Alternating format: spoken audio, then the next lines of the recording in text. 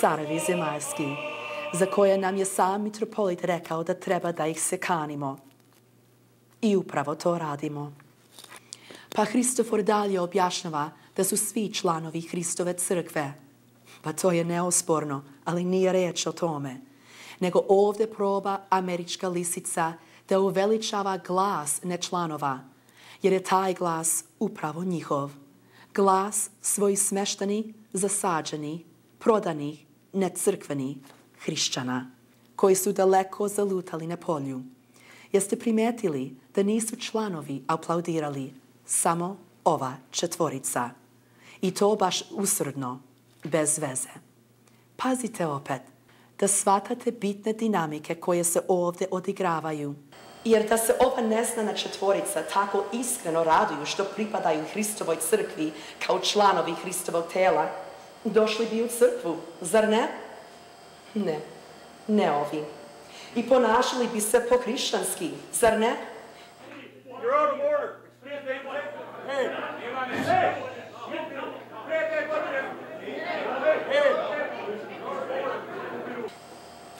Opet ne. Jeste vidjeli, braćo i sestre, kako su se oni ponašali, radujući se naši članovi? Izvolite, pa da vidimo još jedan put. Ne more da se prijave ni predsjedniku, blagajniku, ni Marku, ni Janku, da ga primi kao član. On je primjen svojim krštenjem.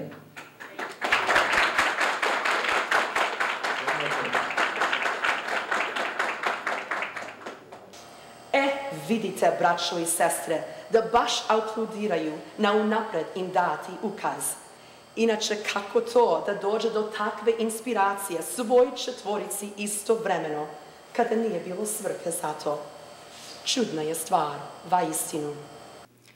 Pa je Hristofor ubacivao tu i tamo neke crkveno-slovenske riječi koje je jedva izgovarao, ne bi li vas imponirao svojim nekim mudrovanjem i ezoteričnim znanjem. Odavne mi se javljaše Gospod, ljubim te ljubavlju večnom, zato ti jednako čini milost. Da biste mislili da ste nedostojni da shvatate te neke visoke pojmove, kada je prosta pljačka koji probaju da ostvare. A namestili su svoje crvene hrišćane da aplaudiraju baš na njihove ukaze, a vas pogrdiše za vaš umesni aplauz od sveg srca. Nikad se nismo odrekli Srpske pravoslavne crkve, niti ćemo se odreći Srpske pravoslavne crkve.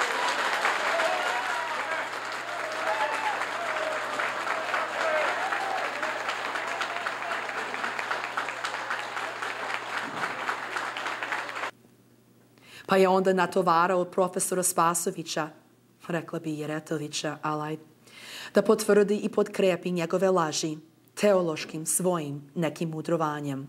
Ali opet ne uspeše.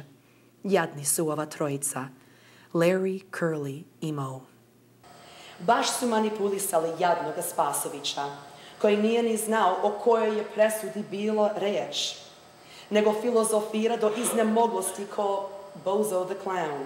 Konačno presuda poziva da se vratimo u prvobitno stanje u kojem smo bili. Odluka Episkopskog savjeta također.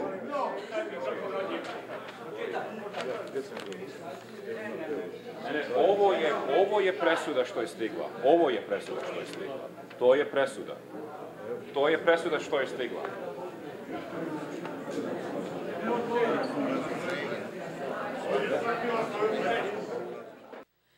Draga braćo i sestre, izvinjavam se unapred jer ne mogu prebrojati sve laži nehrišćanskoga Hristofora, jer ih ima suviše, pa se rastvaraju i utope se jedna u drugu. Pa bi možda bilo dobro napraviti takmičenje tih laži pa da pronađemo koliko ih ima. Bilo bi to ipak zanimljiva igra za vreme leta od Toronta do Beograda. Slušajući ovu lisicu, čovjek bi rekao da se narod ogrešio o svom nekom svetom arhijereju, a ne suprotno. Čovjek bi rekao da je narod bio osuđen sa strane velikog crkvenog suda, a ne njihov mnogogrešni episkop. Ali to ne figurira u govoru prefiganog mitropolita, koji se obraća narodu da postavi svoja isključivo kratka i uska pitanja, ali samo ne o ovome što treba da se rešava, jer rešeno je sve, rekao je mitropolit, ali nije. Braćo i moja sestre, ako želite bar pitanje, ali to usko pitanje, nikakvo pitanje u vezi ovog spora koji je već okončan. Nećemo niti da čujemo, niti razgovaramo o nikakvim tim problemima što ste do sada imali, jer to je već bilo i završeno. Da se zgroziš zaista, slušajući ovakve laži, precrpane na gomilu svih ostalih laži.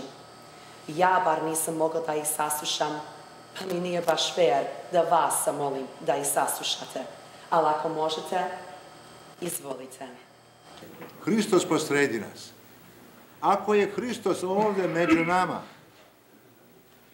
onda kako smemo da drznemo, da izmenimo taj celiv i da ignorišemo Hrista i da Bogu lažemo, i sebi lažemo i Bogu.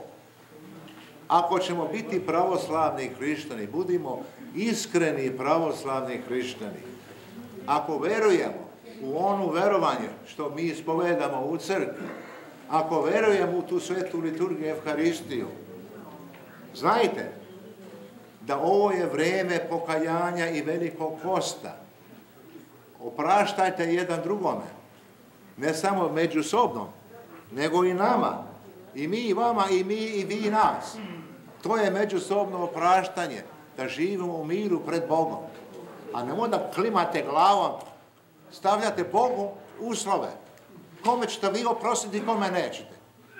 I hoćete bude da se zovete crkva, da ste pravoslavni hrišćani, a nećete da se oprostite. Ne. Pa kako je to zlopamtilo kod Srba? Kakav je to način? Jesmo mi kršteni narod ili nismo? Jesmo Božji narod ili nismo? Nemojte da nam stalno tako klimate glavom. Da se sramo, da je to sramota i pred Bogom i pred ljudi. Nemojte tako da radite. Pa gde da počinjemo ovde? Sa kojom lažu? Mislim ipak da je sve jasno do sada. Govori ovde hitri Hristofor da je veliki crkveni sud doneo presudu koja je izvršna i konačna. Pa što je ne ispunjavaju onda i otvaraju crkvu? Ali ne, hoće da zalude narod da jedna presuda zavisi od druge. You were paying attention to the one, for the bishop to restore the service, but you were ignoring the other point. And both of those are part of the same decision, but you were ignoring the second part, pretending it wasn't there. What's there? Da bi imali opravdanje, ali to, braćo i sestre, nije istina. Doduše, ništa nije istina što su pričali. Presuda, braćo i sestre, je bila doneta od prvog stepenog suda u aprilu 2007. godine, a sa drugog stepena Vrhovnog suda u decembru te godine, protiv grešnog Georgija. Ali su oni sakrili tu presudu do marta meseca 2008. godine. Tako da godinu dana posle imamo mi ovaj bitni dokument. Gde je presuda bila doneta protiv groznog Georgija? I još probaju da zalude narod. Bez stida, bez savesti, bez Boga, bez veze. Morao je Dušan Kolundžić, predsjednik crkvene korporacije Svetog Đorđa u Nijagari, da lepo zamoli zaboravljivog sekretara suda da mu pošalje tu konačnu presudu. I tako, braćo i sestre, na jedvite jade dobismo ga. I saznali smo da je osuđen grešni Georgija od strane velike crkvene vlasti i od strane velikog crkvenog suda, kao što je bio i osuđen od Vrhovnog suda Ontario, Kanada, kao što je i osuđen od naroda u Kanadi, kao od Boga na nebesima. I jednoglasno je, braćo i sestre, grešnik je on veliki, lažov preteški, lopov neviđeni, nezakonit prestupnik Boga i suda i naroda i svega živoga. Ali čudna je stvar, jer to ne čusmo od Hristofora, koji je trebao da bude medijator, posrednik neki. Ali nije našao minijaturni mitropolit ni 1 minut u svom dugotrajnom govoru, koji je trajao puni 50 minuta, iako nije imao šta da kaže, i trebao je samo da saslušava nas, nego ovaj sagrešnik i sapatnik groznoga je naprotiv rekao parohijanima u Nijagari da ne može da ispuni njihovu bezumnu molbu. Drznuo je to da im kaže, a njihova jedina molba je bila to da im se otvori crkva već jednom.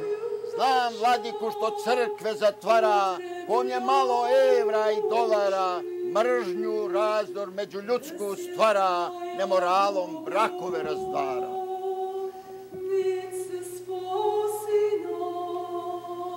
I da im se dodeli dostojni episkop ili bar privremeni neki administrator, kada nemaju već neke kadrove u Beogradu. Kaže krivojezični Hristofor da to što tražimo nije u skladu učenju i propisima svete crkve. Hoće time da kaže da je u skladu sa našim propisima da se zaključava crkva od naroda i da im se zabrani pričest, pa čak i ispovest. Da, čuli ste dobro, braćo i sestre, i ispovest je zabranio ovaj teški grešnik, što nema nigde u Božjem svetu. Ali dobro, bar je to potrefio, jer se narod nije ogrešio ni u čemu i nije imao zašta da se kaja. Ni trunke greha nema u naroda, kao što u ovoj dvojici nema ni trunke savesti. Koliko su stropoštali ti naši fariseji, da je to vidno i Janku i Marku od severnog pa do južnog pola. Samo patrijarh i sabor nešto teško rasuđuju o ovome, pa im treba malo pomoći. Neka izvole, tu smo mi, živeli svi. On uprave crkvene smenjuje, prijeti im, čak prostački psuje, sa sveštenstvom on nema ljubavi, otpusta ih ko se suprostavi. Znam, vladiku, što se stalno sudi, kome pravi ljudi nisu ljudi, svaki sudski spor je izgubio, dok je novac crkveni trošio. To se potvucanje po sudovima i ta prava ludost i deoba. Kome to služi? Samo đavom. Prestanite se o tom jedan put. Juri žene, dolare i piće, mantija mu služi za pokriće, ko bajagi smerni Božji sluga, taj se živom Bogu Hristu ruga. O Bože, sačuvaj! O Bože, sačuvaj! A gde je vaše dete? Gde je vaše dete? Again, and I will sue you, you lying bitch. But why don't My you sue? child Why is don't you not sue? anybody else's child, and Why I can don't you prove sue? it. Why And don't if you you sue have then? any ounce of honesty in you, woman, who claim to be a... 100%. Then 100%. you You will can- run around and tell everyone the truth, won't you? Absolutely. When I prove it to you. Absolutely. Fine. And you I'll will find confess you. before everyone for sleeping with a bishop. I God never Almighty did, forbid. lady. This country's got the I DNA never test. did. This country's got DNA tests. I never did. The matter at hand is how do we open up the church? The opening of the church is a must, and also the proper registration of this church according to the laws of the church is a must. It's not a molba, it's not asking you, and depending on your applause, it's not a vote. Ja sam na svakom i jednom saboru naše Novogračaničke mitropolije za Ameriku i Kanadu bio. Nikada taj ustav nisu